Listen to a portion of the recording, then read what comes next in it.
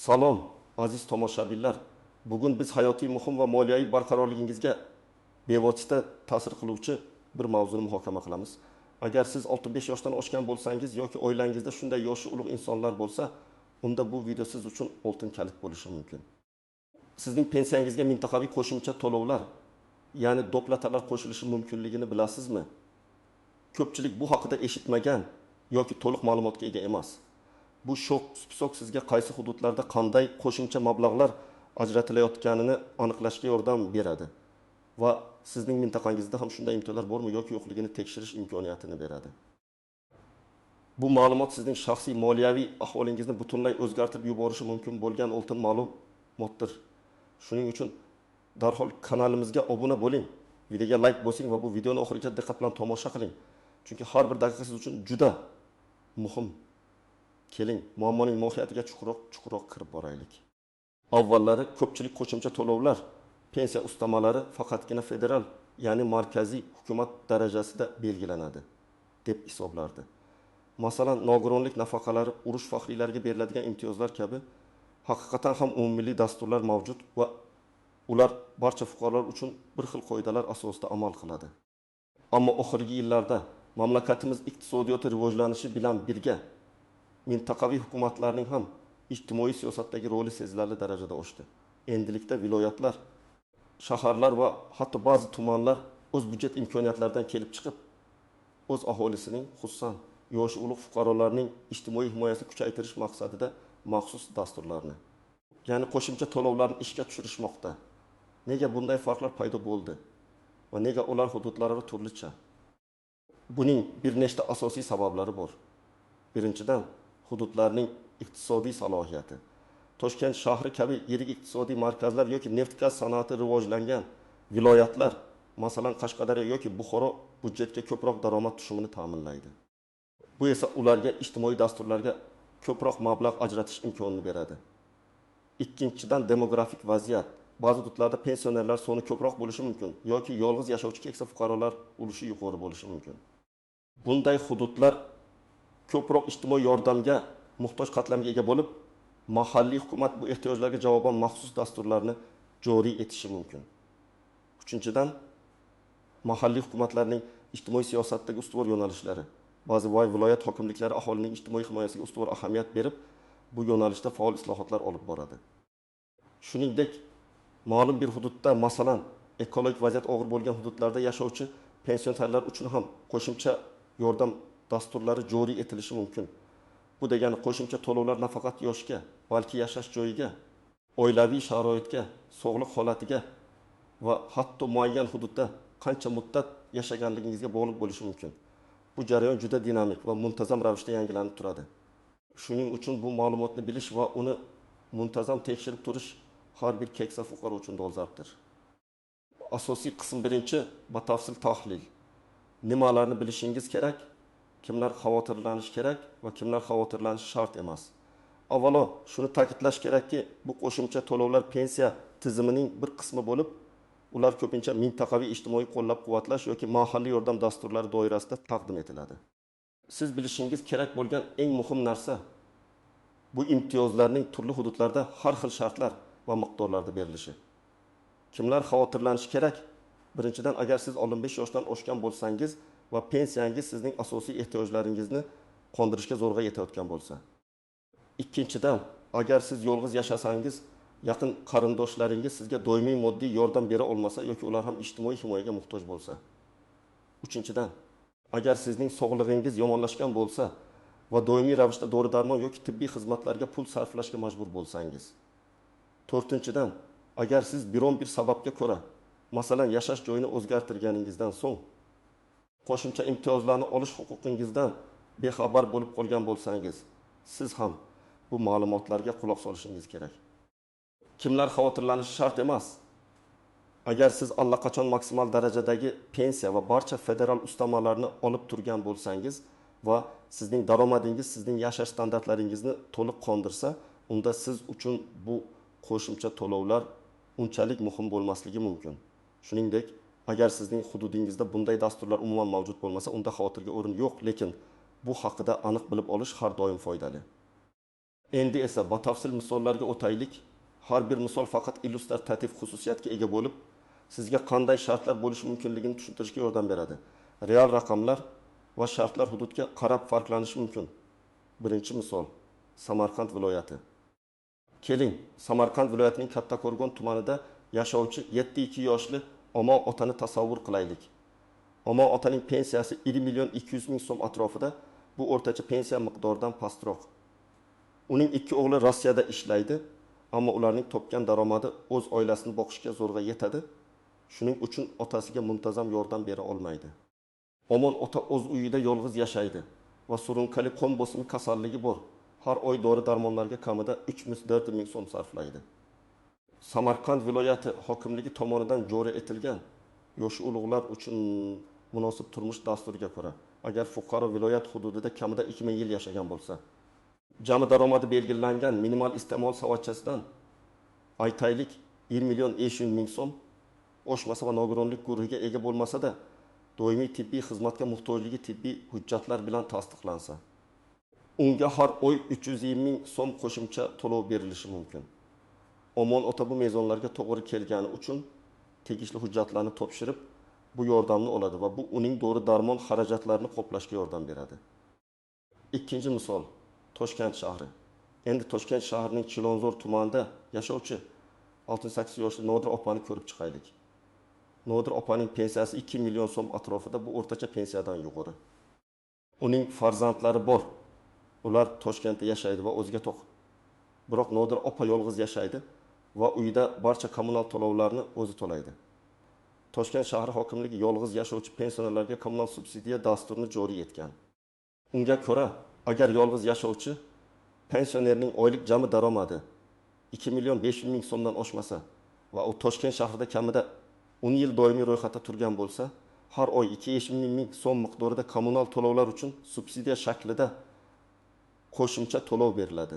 Nodira opaning daromadi belgilangan me'yordan oshmagani va yolg'iz yashagani uchun bu subsidiyani olishga haqli. Bu uning budjetini ancha yengillashtiradi. Uchinchi misol, Qoraqalpog'iston Respublikasi. Qoraqalpog'iston Respublikasining Taxtako'pir tumanida yashovchi 75 yoshli Gulnora Momo misolida qaraylik. Gulnora Momo O'lis hududida yashaydi. Uning pensiyasi minimal darajada 1 million 100 ming so'm. Uning farzandlari yo'q, bir jiyani qaraydi, lekin jiyani ham kam ta'minlangan oilada yashaydi. Hududning iqlim sharoitlari og'irligi sababli mahalliy hukumat O'lis hududlarida yashovchi kam ta'minlangan keksa fuqarolarni qo'llab-quvvatlash dasturini ishga tushirgan.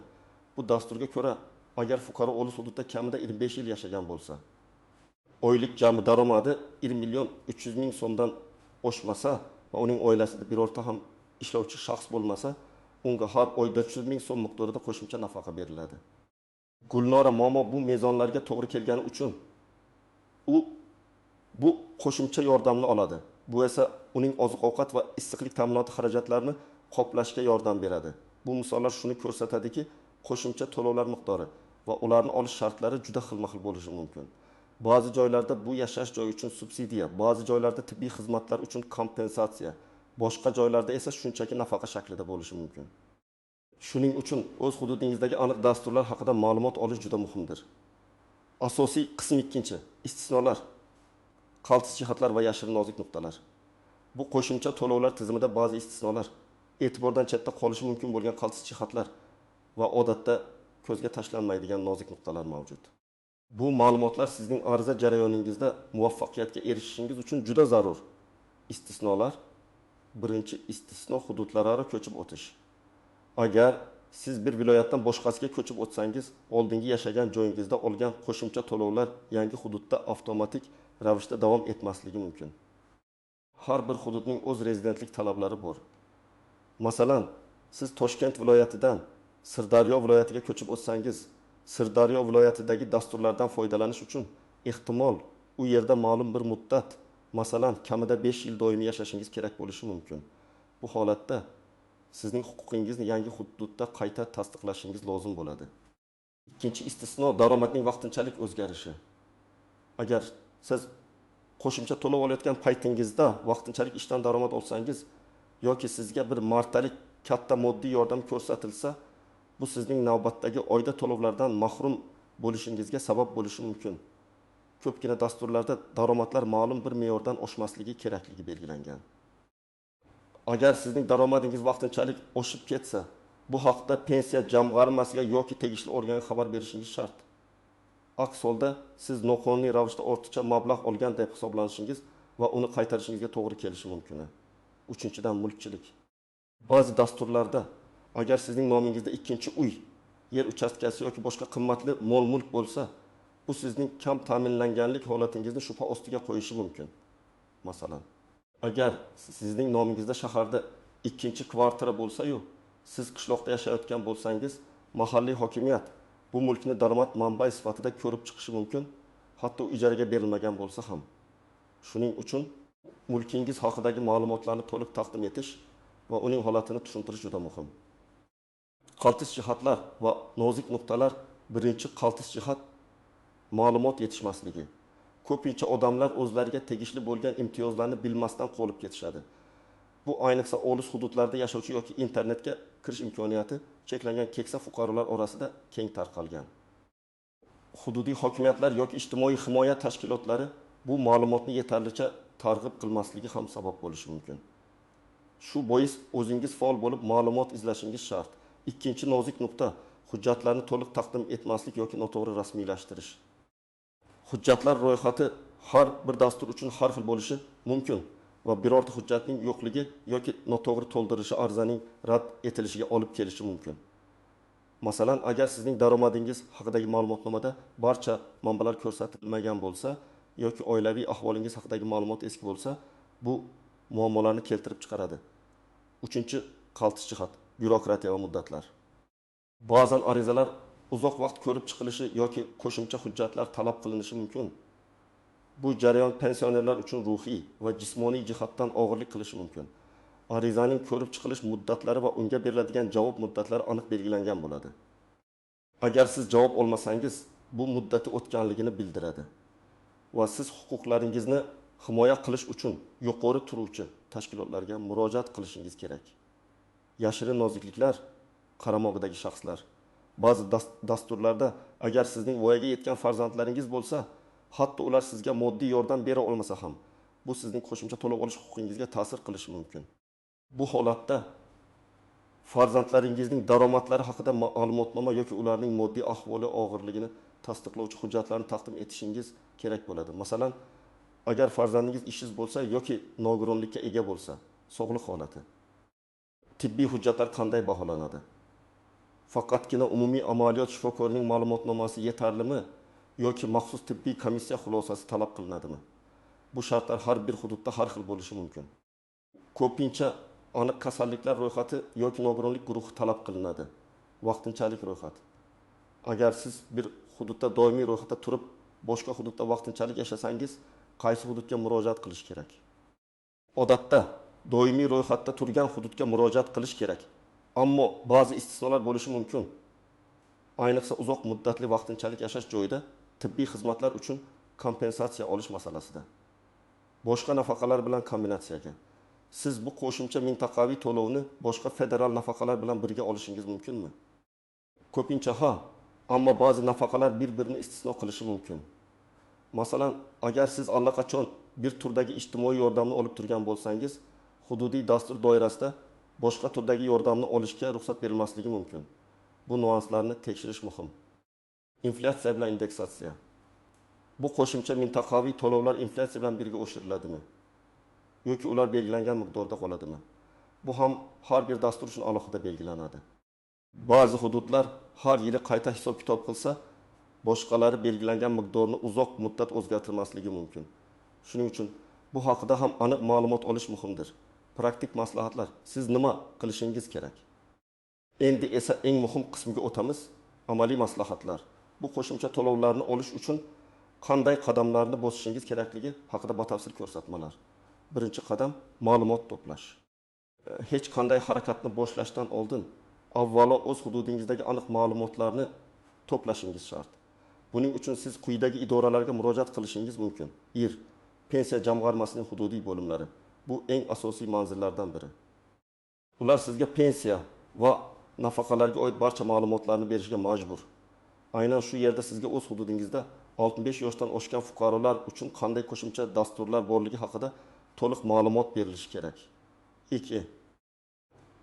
Mahalla fuqarolar yig'inlari MFI, siz yashayotgan mahalla MFI'si mahalliy aholining ijtimoiy ahvolini eng yaxshi biladigan va ko'pincha mahalliy hokimiyat bilan hamkorlikda ijtimoiy dasturlarni amalga oshiradigan tashkilotdir. Ular sizga mahalliy qo'shimcha to'lovlar, ularni olish shartlari va talab qilinadigan hujjatlar ro'yxati haqida aniq ma'lumot bera oladi. Ba'zida arizalarni MFI orqali ham topshirish mumkin. Uchun mahalliy hokimiyatning ijtimoiy himoya bo'limlari har bir tuman va shahar hokimiyatida aholining ijtimoiy himoyasi bilan shug'ullanadigan maxsus bo'limlar mavjud. Aynan ular hududiy dasturlarni ishlab chiqadi va amalga oshiradi. Ular sizga eng to'liq va rasmiy ma'lumotni bera oladi. Davlat xizmatlari markazlari DXM. Bu markazlar ko'plab davlat xizmatlarini, shu jumladan ijtimoiy yordam bo'yicha ma'lumotlarni olishda ham yordam beradi. U yerda sizga konsultatsiya berishlari va hujjatlarni topshirishda yordam berishlari mumkin. Bu idoralarga murojaat qilganingizda quyidagi savollarni aniq bering.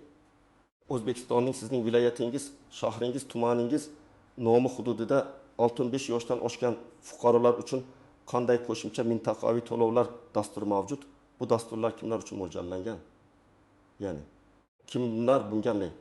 Qo'shimcha to'lovlarni olish uchun qanday hujjatlar talab qilinadi? Arizlar qayerda va qaysi muddatlarda qabul qilinadi? Ikkinchi qadam, hujjatlarni yig'ish. Ma'lumotlarni to'plaganingizdan so'ng sizga kerak bo'ladigan hujjatlar ro'yxatini aniq bilib olasiz. Odatda talab qilinadigan hujjatlar quyidagilardir. 1. Pasport, asl nusxasi va notarial tasdiqlangan nusxasi identifikatsiyangizni tasdiqlash uchun shart. 2. Pensiya guvohnomasi, asl nusxasi va nusxasi. Sizning pensioner ekanligingizni tasdiqlovchi asosiy hujjat. Yashash joyi to'g'risida ma'lumotnoma mahalla fuqarolar yig'inidan MFI olinadi. Bu sizning ma'lum bir hududda doimiy yashayotganingizni tasdiqlaydi. Ko'pgina dasturlar hududda ma'lum bir muddat yashaganlikni talab qiladi. 4. Oilaviy ahvol to'g'risida ma'lumotnoma agar talab qilinsa MFIdan olinadi. Yolg'iz yashovchi pensionerlar yoki kam ta'minlangan oila a'zolari bilan yashovchilar uchun muhim.